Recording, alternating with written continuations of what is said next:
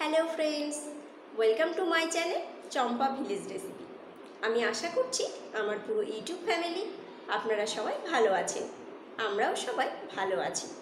আজকে একটি মজাদার রেসিপি বানাতে চলেছি, পুরো ভিডিওটি অবশ্যই দেখবেন। আমার সব বন্ধুদেরকে অসংখ্য অসংখ্য ধন্যবাদ, যারা আমাকে এত সাপোর্ট করছে, আমাকে এত ভালোবাসা দিয়েছে। আর যারা নতুন আমার ভিডিও দেখছে তাদেরকে বিশেষভাবে অনুরোধ করছি চ্যানেলটিকে সাবস্ক্রাইব করে পাশে থাকা বেল আইকনটিকে প্রেস করে আমার পাশে থাকবেন। তাহলে এবার রেসিপিটি শুরু করি। এখানে আমি নিয়েছি 4টে আলু।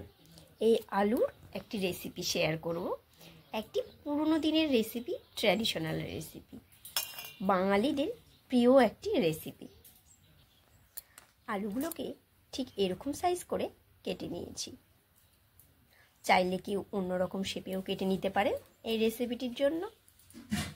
নিয়ে নিয়েছি একটি মিক্সিং জার, এখানে দিয়ে দিচ্ছি পোস্ত। 2 চামচ আমি পোস্ত দেব।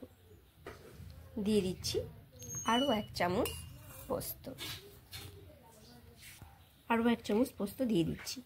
2 থেকে 3 চামচ পোস্ত। পোস্তগুলো খুব সুন্দরভাবে পেস্ট হয়েছে। কড়াইতে একটুখানি তেল দিয়ে নিয়েছি। তেল গরম হয়ে গেছে, 2টো কাঁচা লঙ্কা ফোড়ন দিচ্ছি।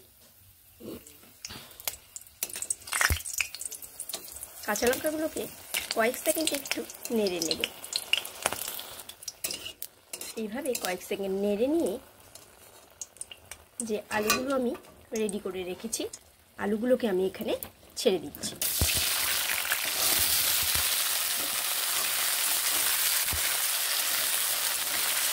কয়েক সেকেন্ড আলুগুলোকে নেড়ে নিচ্ছি। কয়েক সেকেন্ড নেড়ে নেব, 50 সেকেন্ড মতো এইভাবে নাড়ব। তারপর আমি আলুগুলোকে ঢাকা দিয়ে দিই, বেশ ভালোভাবে ভেজে নেব। এখানে দিয়ে নিচ্ছি একটুখানি নুন।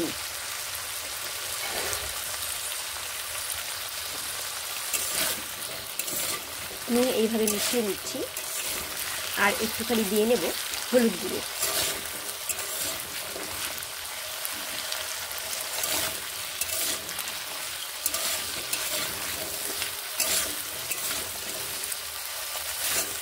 হলুদ গুঁড়ো ও নুন মিশিয়ে বেশ ভালোভাবে আলুগুলোকে ভেজে নেব। অবশ্যই এই আলুগুলোকে আমি মিডিয়াম হিটে ঢাকা দিয়ে ভেজে নিচ্ছি। আলুগুলোকে বেশ একটু টাইম দিয়ে ভেজে নিতে হবে। ঢাকা খুলে নিলাম, আরও একটুখানি নেড়ে নিচ্ছি।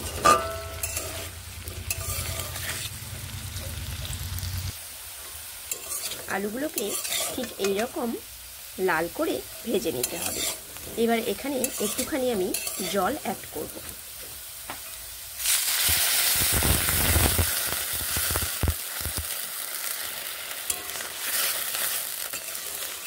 জলের সঙ্গে আলুগুলোকে এইভাবে কয়েক সেকেন্ড ফুটিয়ে নেব।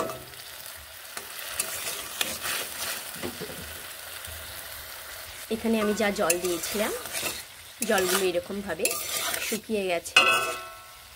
এবার এখানে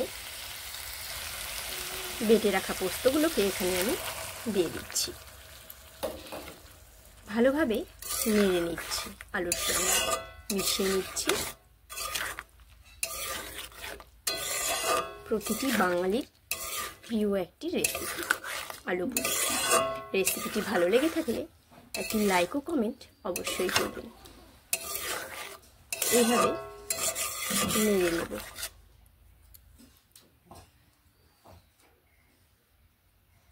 এইভাবে ফুটতে শুরু করেছে, আমার এটি হয়ে এসেছে। এবার আমি নামিয়ে নেব। এখানে 2টো চেরা কাঁচা লঙ্কা দিয়ে এইভাবে নেড়ে নামিয়ে নিচ্ছি। আমার আলু পোস্তর এই রেসিপিটি রেডি টু সার্ভ। খেতে ভীষণই ভালো, সবার প্রিয় একটি রেসিপি, বাঙালির প্রিয় রেসিপি। সবাই ভালো থাকবেন, সুস্থ থাকবেন, আনন্দে থাকবেন। আবার দেখা হবে অন্য কোনো রেসিপির সঙ্গে। ততক্ষণের জন্য বাই।